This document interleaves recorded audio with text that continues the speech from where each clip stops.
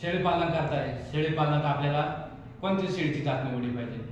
आपल्याला आता दिसत महाराष्ट्रामध्ये अवेलेबल म्हणजे की उस्मानाबादी, आणि त्यासोबत महाराष्ट्रामध्ये आता सध्या ट्रेंडिंगला आलेली जात म्हणजे की बिटल शेळी.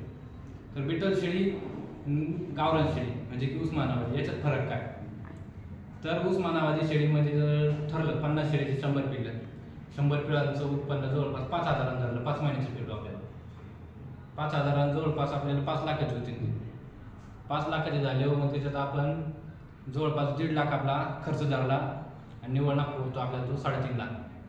3.5 लाख हे झालं उस्मानाबादी शेळीचं. त्यासोबत आणखी बिटल शेळी, बिटल शेळीची 50 शेळी, त्यामागं त्यांची 100 पिल्लं, 100 पिल्लं सरासरी आपण धरले 10,000 रुपये.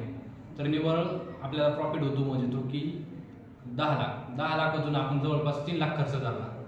3 लाख खर्च पाणी जर समजून आपल्याला 6 ते 7 लाख उरणाऱ्या निव्वळ पाणी, हे फक्त 6 ते 7 लाख फक्त 6 महिन्याचे आहे.